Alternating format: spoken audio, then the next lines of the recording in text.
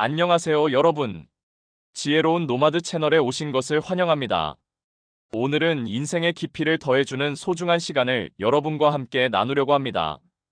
바쁜 일상 속에서 잠시 멈추고 몇 천년 동안 인류의 마음을 어루만진 위대한 철학자들의 지혜를 함께 나눠보는 시간이 되길 바랍니다. 시작하기 전에 이 영상이 마음에 드신다면 구독과 좋아요 버튼을 눌러주세요. 여러분의 작은 관심이 더 많은 지혜를 나누는 원동력이 됩니다. 인생이라는 여정은 때로는 험난하고 때로는 평온합니다. 우리는 종종 앞으로 나아갈 방향을 잃고 헤매기도 하지요. 그럴 때마다 오랜 시간 인류의 지혜를 담아온 명언들은 우리에게 나침반이 되어줍니다. 특히 오늘은 노후의 진정한 행복을 찾는 방법에 대해 이야기해 보려 합니다. 나이가 들수록 우리가 추구해야 할 것은 무엇일까요? 물질적 풍요로움, 명예? 아니면 다른 무언가가 있을까요? 동양의 지에서 책은담에는 이런 구절이 있습니다. 가난하더라도 배움을 즐기면 그것이 바로 부요. 부유하더라도 배움을 모르면 그것이 바로 빈곤이다. 물질적인 풍요로움보다 정신적 성장과 배움의 기쁨이 진정한 부라는 메시지입니다. 독일의 철학자 쇼펜하우어는 이렇게 말했습니다. 노년기의 행복은 젊은 시절 심었던 정신적 씨앗에서 비롯된다. 세월이 지날수록 외적인 즐거움은 사라지지만 내면의 풍요로움은 더욱 깊어진다. 쇼펜하우어는 젊었을 때부터 책을 통해 지식을 쌓고 사색하며 내면을 가꾸는 사람이 노년에 진정한 행복을 누릴 수 있다고 강조했습니다. 플라톤은 인간관계에 대해 이런 통찰을 남겼습니다. 사람을 알고자 한다면 그가 어떤 친구를 사귀는지 보라. 우리가 누구와 시간을 보내는지가 우리의 인생을 형성한다는 것이죠. 노년에도 마찬가지입니다. 지혜를 나눌 수 있는 관계가 노후의 삶을 풍요롭게 만듭니다. 자, 이제 본격적으로 노후에 행복하게 살기 위해 해야 할 것에 대해 알아보겠습니다. 그것은 바로 끊임없는 배움입니다. 배움은 단순히 책을 읽는 것만을 의미하지 않습니다. 새로운 경험을 하고 다양한 사람들을 만나며 자신의 생각을 확장하는 모든 과정이 배움이 될 수 있습니다. 이제 노후의 배움이 왜 중요한지, 그리고 어떻게 배움을 실천할 수 있는지 자세히 알아보겠습니다. 최신 뇌과학 연구에 따르면 나이가 들어도 끊임없이 배우고 새로운 것을 경험하는 사람들의 뇌는 젊음을 유지합니다. 이것을 신경가소성이라고 하는데, 배움을 통해 우리 뇌는 새로운 신경 연결을 만들어내고 이는 인지 능력 감소를 늦추는 효과가 있습니다. 아리스토텔레스는 이렇게 말했습니다. 행복은 활동에 있다. 단순히 은퇴 후 아무것도 하지 않는 것은 행복으로 이어지지 않습니다. 새로운 기술을 배우고 새로운 도전을 하는 것이 노년의 행복을 위한 핵심입니다. 노후의 배움은 여러 형태로 나타날 수 있습니다. 첫째, 예술적 배움입니다. 음악, 미술, 문학, 춤 등 예술 활동은 우리의 감성을 풍요롭게 하고 창의력을 키웁니다. 나이가 들어서 처음 피아노를 배우거나 수채화를 시작하는 것은 결코 늦지 않습니다. 둘째, 경험을 통한 배움입니다. 새로운 장소를 여행하고 다른 문화를 경험하는 것은 우리의 시야를 넓혀줍니다. 콤푸치우스는 이렇게 말했습니다. 세 사람이 길을 가면 반드시 나의 스승이 있다. 다양한 사람들과의 만남과 대화 속에서 우리는 끊임없이 배울 수 있습니다. 셋째, 지적 배움입니다. 책을 읽고 강의를 듣고 토론에 참여하는 것은 우리의 지적 호기심을 충족시킵니다. 세네카는 이렇게 말했습니다. 배움은 늙음을 위한 양식이다. 젊었을 때는 미처 깨닫지 못했던 철학적 지혜가 나이가 들면서 더욱 깊이 이해될 수 있습니다. 넷째, 실용적 배움입니다. 요리, 정원 가꾸기, 목공과 같은 실용적인 기술을 배우는 것은 성취감을 주고 일상에 활력을 불어넣습니다. 다섯째, 내면의 배움입니다. 명상, 요가, 자기성찰과 같은 내면의 탐구는 노년기에 특히 의미가 깊습니다. 소크라테스의 명언처럼 성찰 없는 삶은 살 가치가 없다. 자신의 내면을 들여다보고 성장하는 과정은 나이가 들수록 더 풍요로워집니다. 여섯째, 세대 간 배움입니다. 젊은 세대와 교류하며 새로운 기술, 트렌드, 관점을 배우는 것은 노년기에 활력을 불어넣습니다. 동시에 자신의 경험과 지혜를 젊은 세대에게 전달하는 것도 중요한 배움의 과정입니다. 이제 배움을 통해 노후를 행복하게 보내고 있는 실제 사례들을 살펴보겠습니다. 여러분은 96세 철학 박사학위를 받은 구달라 발라브라오 라마나 라오를 아시나요? 인도의 이 할머니는 배움에는 끝이 없다는 신념으로 90대에 박사과정을 시작했습니다. 그녀는 인터뷰에서 이렇게 말했습니다. 나이는 숫자에 불과합니다. 우리의 정신이 젊음을 유지하는 한 우리는 어떤 나이에도 배울 수 있습니다. 일본의 마사코 와카미야는 82세에 처음으로 프로그래밍을 배워 스마트폰 게임 앱을 개발했습니다. 그녀는 자신이 좋아하는 것을 배우는데 늦은 때란 없습니다라고 말했습니다. 전 세계적으로 평생 학습 커뮤니티가 늘어나고 있습니다. 이러한 공동체에서는 나이에 상관없이 사람들이 모여 지식을 나누고 함께 배우며 서로의 경험을 공유합니다. 에픽테토스는 이렇게 말했습니다. 현명한 사람은 배움의 기회에 항상 열려 있다. 현대 사회에서 배움의 장벽은 점점 낮아지고 있습니다. 온라인 강의, 디지털 도서관, 가상 투어 등 다양한 방식으로 지식에 접근할 수 있게 되었습니다. 마르쿠스 아우렐리우스의 말처럼 당신의 정신을 최대한 넓게 열어두라.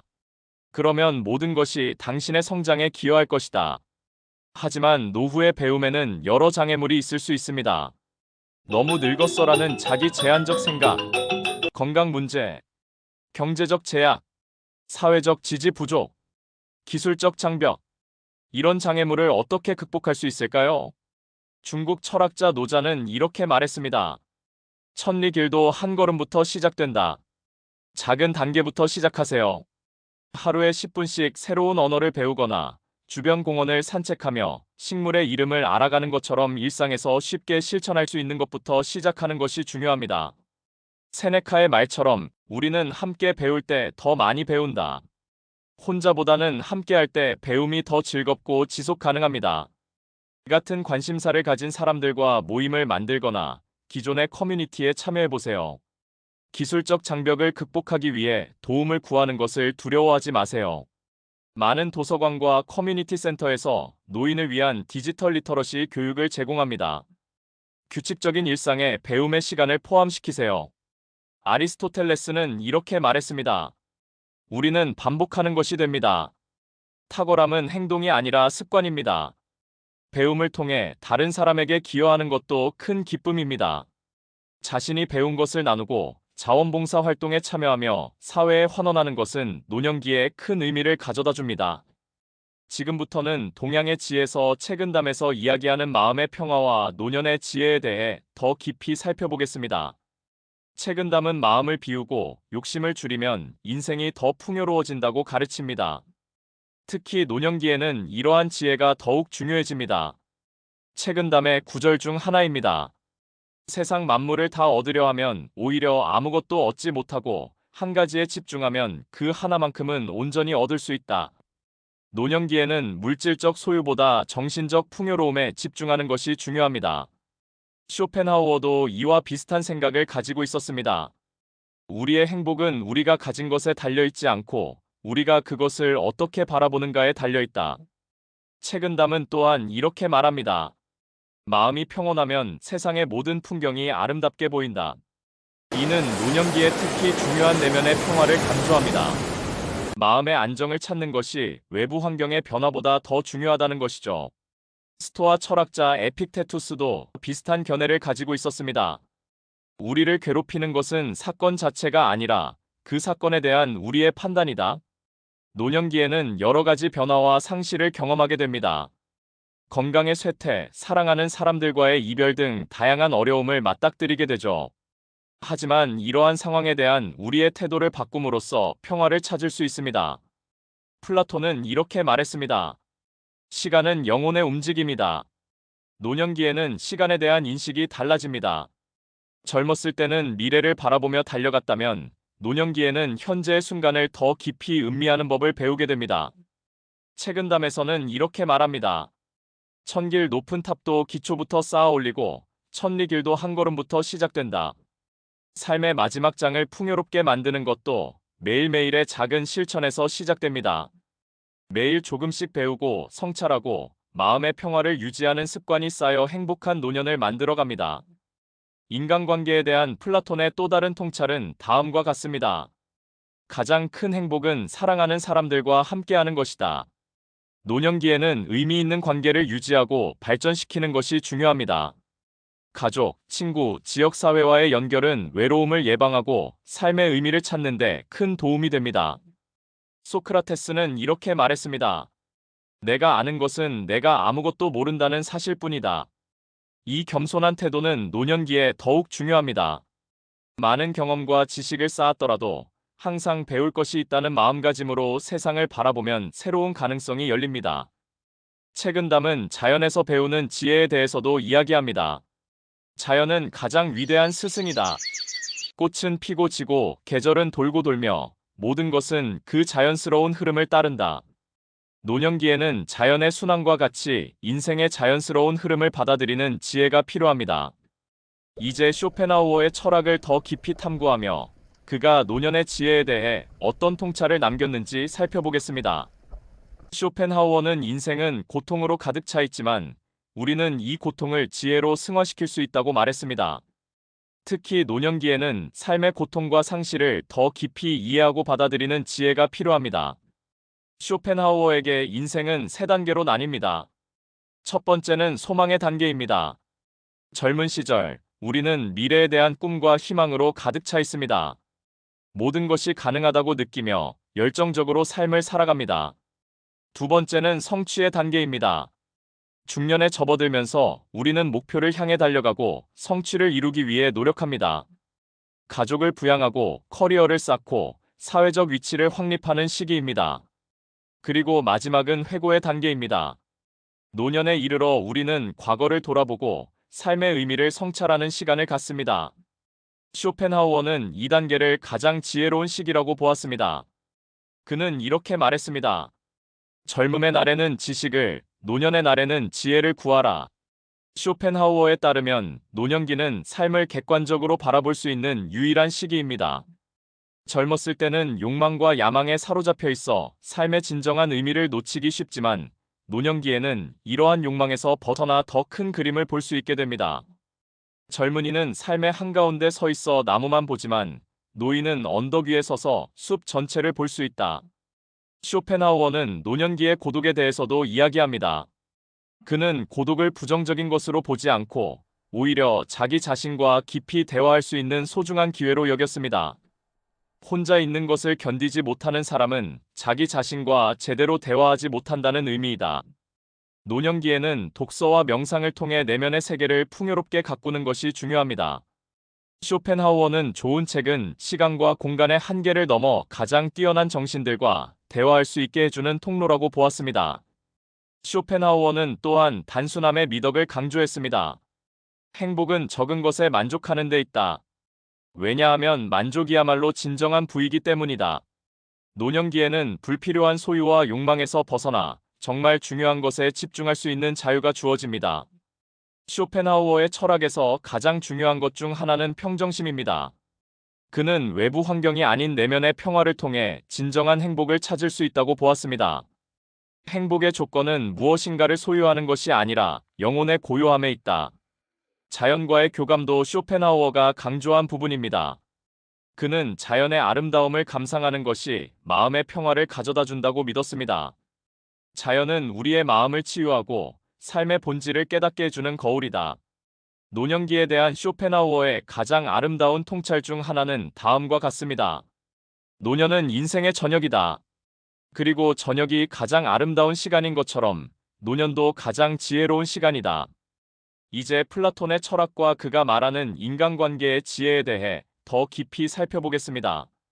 플라톤은 고대 그리스의 위대한 철학자로 그의 가르침은 수천 년이 지난 지금까지도 우리에게 큰 통찰을 제공합니다. 특히 인간관계와 대화의 중요성에 대한 그의 철학은 노년기에 더욱 빛을 발합니다. 플라톤은 대화를 진리를 찾아가는 가장 중요한 방법으로 여겼습니다.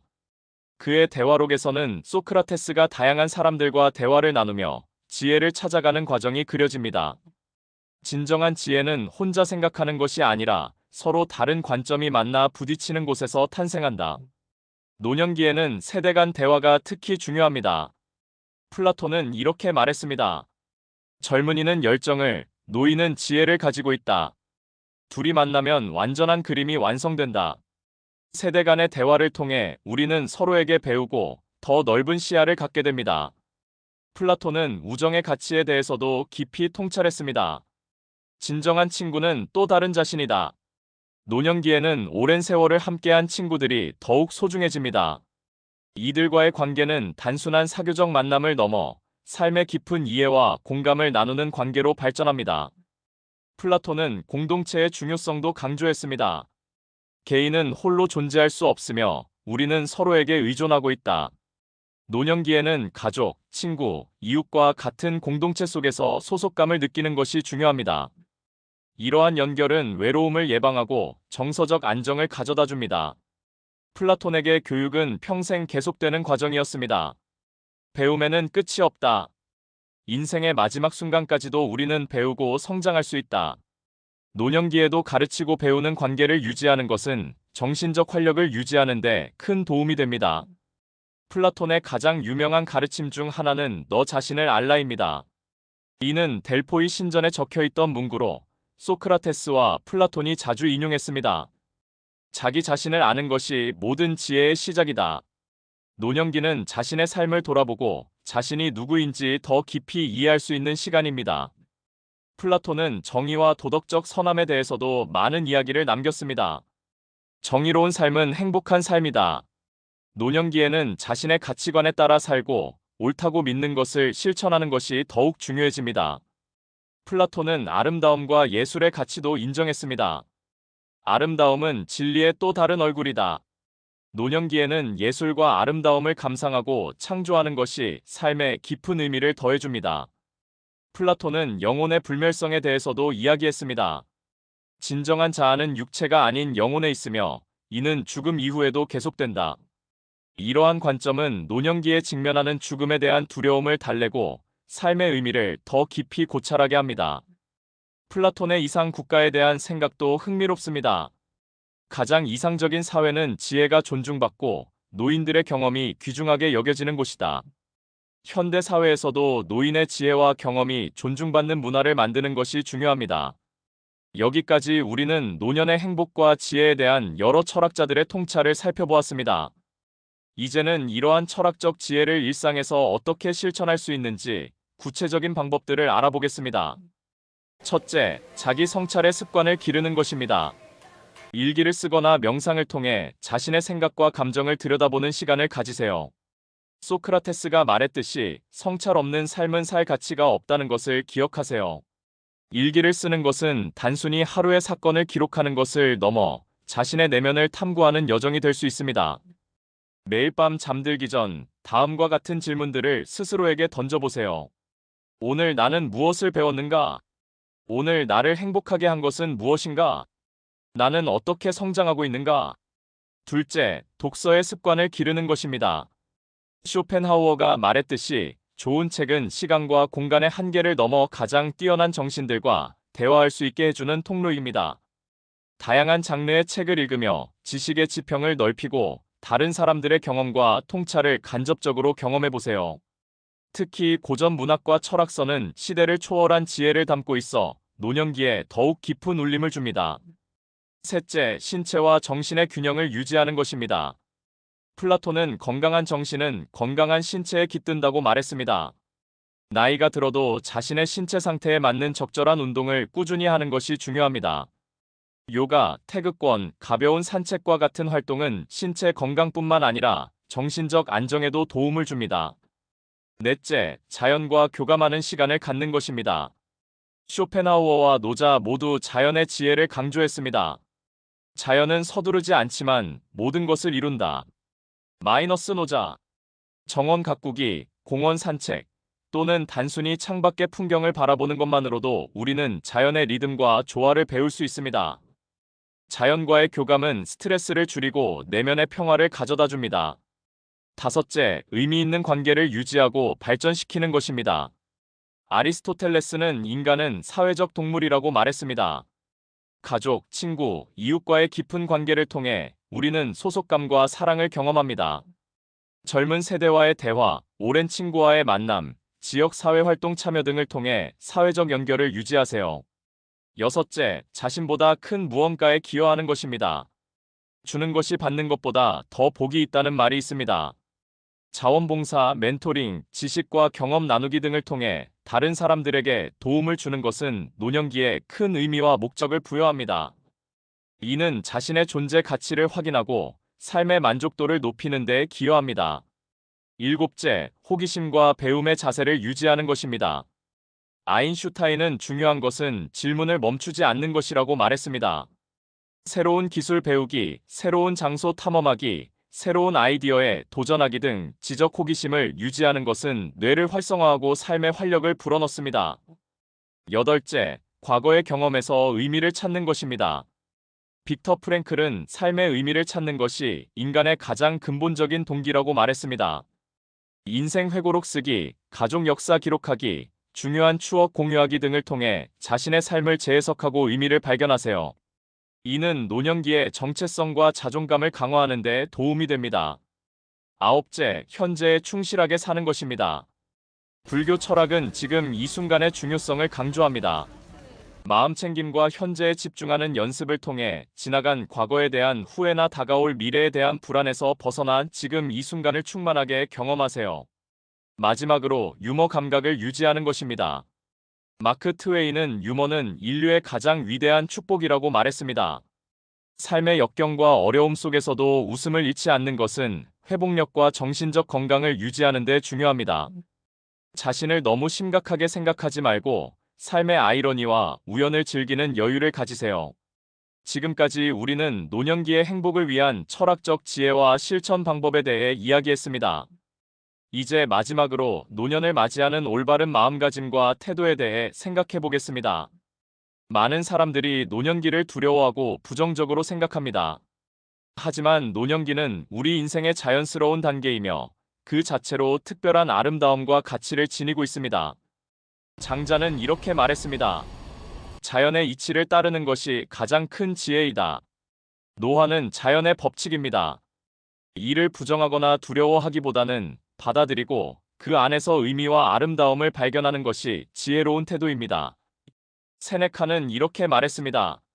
나이는 우리를 지혜롭게 만들어주는 선물이다. 나이 듦은 단순한 쇠퇴가 아니라 성숙과 성장의 과정입니다. 몸의 기능은 약해질 수 있지만 내면의 지혜와 깊이는 더욱 풍부해집니다. 현대 사회는 종종 젊음만을 추구하고 노년을 부정적으로 바라봅니다. 하지만 이는 건강한 태도가 아닙니다. 모든 연령대는 고유한 가치와 아름다움을 지니고 있으며 사회는 이러한 다양성 속에서 균형을 이룹니다. 마르틴 부버는 진정한 만남은 서로를 온전히 받아들일 때 일어난다고 말했습니다. 노년기에는 자신의 한계와 변화를 받아들이는 것이 중요합니다. 이전과 같지 않은 자신의 모습을 인정하고 그 안에서 새로운 가능성을 발견하는 것이 필요합니다. 노년기는 또한 다음 세대를 위한 씨앗을 심는 시기이기도 합니다. 에릭 에릭슨은 이를 생산성 vs 침체의 단계라고 불렀습니다. 우리는 다음 세대를 위해 무엇을 남길 것인가? 라는 질문을 스스로에게 던져보세요. 이는 단순히 물질적 유산이 아니라 가치관, 지혜, 사랑과 같은 정신적 유산을 포함합니다. 노년기에는 많은 상실을 경험하게 됩니다. 건강, 일, 사랑하는 사람들. 하지만 이러한 상실 속에서도 의미를 찾고 성장할 수 있습니다. 빅터 프랭클은 고통 속에서도 의미를 찾을 수 있을 때 우리는 그 고통을 견딜 수 있다고 말했습니다. 상실을 통해 우리는 더 깊은 감사와 사랑, 그리고 삶의 소중함을 깨닫게 됩니다. 노년기의 행복은 외부 환경보다는 내면의 태도에 더 크게 좌우됩니다. 감사하는 마음, 호기심, 유연함, 수용하는 태도, 이러한 내면의 자질들이 노년의 삶을 풍요롭게 만듭니다. 라파엘로 형제 외의 한 시에는 이런 구절이 있습니다. 젊음은 피부의 상태가 아니라 영혼의 상태이다. 노년기에는 작은 일상의 기쁨에 감사하는 법을 배우는 것이 중요합니다. 아침 햇살, 따뜻한 차 한 잔, 새의 지저김, 손녀의 웃음소리. 이러한 소소한 행복들이 모여 풍요로운 삶을 만듭니다. 에피쿠로스는 행복은 단순한 것들에서 온다고 말했습니다. 마지막으로 죽음에 대한 건강한 관점을 갖는 것이 중요합니다. 죽음은 삶의 자연스러운 부분이며 이를 인정하고 수용할 때 우리는 더 충만하게 살 수 있습니다. 소크라테스는 철학은 죽음을 준비하는 연습이라고 말했습니다. 죽음을 두려워하기보다는 유한한 삶을 더욱 의미 있게 살기 위한 동기로 삼는 것이 지혜로운 태도입니다. 우리 각자의 삶은 하나의 이야기입니다. 노년기는 그 이야기의 마지막 장을 아름답게 쓰는 시간입니다. 어떻게 마무리할 것인지는 우리 각자의 선택에 달려 있습니다. 아우구스티누스는 우리는 우리가 하는 일들로 만들어진다. 따라서 우리의 습관이 우리를 만든다. 라고 말했습니다. 지금까지 우리는 노년을 위한 철학적 지혜에 대해 이야기해왔습니다. 이제 마지막으로 이러한 모든 철학적 통찰을 하나로 묶어 노년의 진정한 의미를 살펴보겠습니다. 동양과 서양의 철학을 관통하는 공통된 메시지가 있습니다. 그것은 바로 배움과 성장이 끝없이 계속된다는 것입니다. 노년기는 인생의 끝이 아니라 새로운 시작입니다. 지금까지의 경험과 지혜를 바탕으로 더 깊고 의미 있는 삶의 단계로 들어가는 문턱인 것입니다. 공자는 이렇게 말했습니다. 나는 15에 학문의 뜻을 두었고 30에 확립하였으며 40에 미혹되지 않았고 50에 천명을 알았으며 60에 귀가 순했고 70에 마음이 원하는 바를 따라도 법도에 어긋나지 않았다. 이는 인생의 각 단계마다 새로운 깨달음과 성장이 있음을 보여줍니다. 노년기에 이르러서야 진정한 자유와 지혜를 얻게 된다는 것이죠. 플라톤의 동굴의 비유는 우리 인생의 여정을 잘 설명해줍니다. 평생 동안 우리는 그림자만 보며 살다가 점차 진정한 실제를 향해 나아갑니다. 노년에 이르러서야 비로소 동굴 밖으로 나와 진정한 빛을 볼 수 있게 되는 것입니다. 우리의 인생은 나무의 나이테와 같습니다. 각 고리는 우리가 살아온 세월과 경험을 담고 있습니다. 나이테가 많을수록 나무는 더 강하고 안정적이 됩니다. 마찬가지로 우리의 경험과 지혜가 쌓일수록 우리의 내면은 더욱 풍요롭고 단단해집니다. 미켈란젤로는 89세의 나이에도 끊임없이 작품 활동을 했습니다. 그는 나는 아직도 배우고 있다라는 말을 남겼습니다. 우리의 인생은 하나의 예술 작품입니다. 마지막 붓질까지 정성을 다해야 진정한 걸작이 완성됩니다. 칸트는 말했습니다. 내 위에 별이 빛나는 하늘과 내 안의 도덕 법칙, 이 두 가지가 나를 경이로 가득 차게 한다. 노년기에는 우주와 자신의 내면, 그 둘 사이의 신비로운 연결을 더 깊이 체험할 수 있습니다. 자신이 거대한 우주의 일부임을 깨닫고 그 안에서 자신의 위치와 의미를 발견하는 것입니다. 세네카는 인생은 항해와 같다고 말했습니다. 젊은 시절에는 파도와 싸우며 앞으로 나아가지만 노년에는 항구를 향해 차분히 돛을 조정합니다. 항구에 도착했다고 여정이 끝나는 것은 아닙니다. 오히려 그곳에서 다른 항해자들에게 자신의 경험을 나누고 다음 세대의 여정을 돕는 새로운 역할이 시작됩니다. 노년의 지혜는 과거와 현재, 그리고 미래를 연결하는 다리입니다. 전통적 가치를 보존하면서도 새로운 변화를 수용하고 이를 조화롭게 통합하는 것이 노년의 역할입니다. 에드먼드 버크는 이렇게 말했습니다. 변화 없이는 보존할 수 없고 보존 없이는 개선할 수 없다. 노년의 사랑은 더욱 깊고 성숙합니다. 외적인 매력보다는 내면의 아름다움을, 열정보다는 깊은 이해와 수용을 중시하게 됩니다. 에리히 프롬은 사랑은 상대방의 생명과 성장에 적극적인 관심을 갖는 것이라고 말했습니다. 노년의 사랑은 자신만의 행복이 아니라 사랑하는 사람의 행복과 성장에 더 큰 관심을 두는 무조건적인 사랑입니다. 노년의 지혜는 다양한 관점을 포용하고 통합하는 능력입니다. 칼 융은 이를 개성화 과정이라고 불렀습니다. 진정한 지혜는 모순되는 것들을 포용할 수 있는 능력이다. 노년에 이르러 우리는 이분법적 사고에서 벗어나 삶의 복잡성과 다양성을 더 깊이 이해하게 됩니다. 헤르만 헤세는 데미안에서 이렇게 말했습니다. 새는 알에서 나오기 위해 투쟁한다. 알은 세계이다. 태어나려는 자는 한 세계를 깨뜨려야 한다. 노년기는 또 다른 탄생을 위한 준비 기간입니다. 이전의 자아를 초월하여 더 높은 의식 수준으로 나아가는 시기인 것입니다. 철학자 스피노자는 영혼의 관점에서 보라고 가르쳤습니다. 노년에 이르러 우리는 일시적인 것들에 덜 집착하고 영원한 것들에 더 주목하게 됩니다. 시간의 흐름 속에서 진정으로 중요한 것은 무엇인지, 우리 삶의 궁극적 의미는 무엇인지 깊이 성찰하게 되는 것입니다. 우리의 여정이 끝나갑니다. 지금까지 노년의 행복을 위한 철학적 지혜와 실천 방법들을 함께 살펴보았습니다.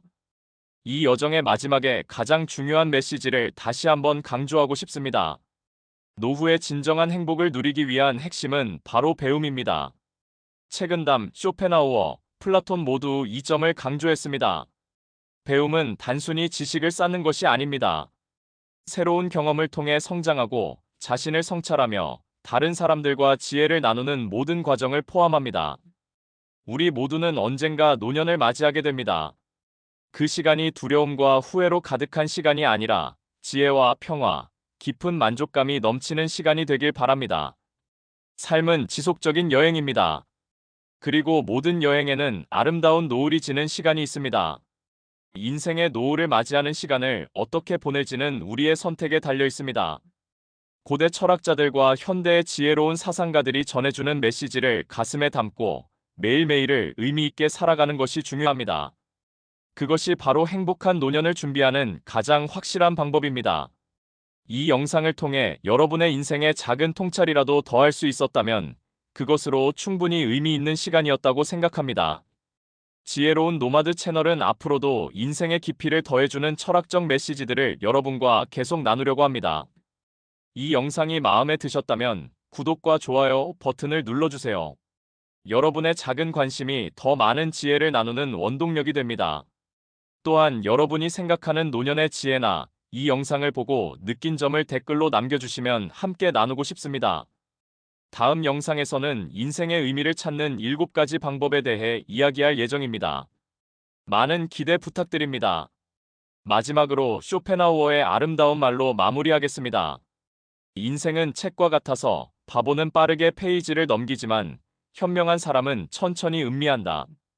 여러분의 인생책이 아름다운 이야기로 가득 차길 바랍니다.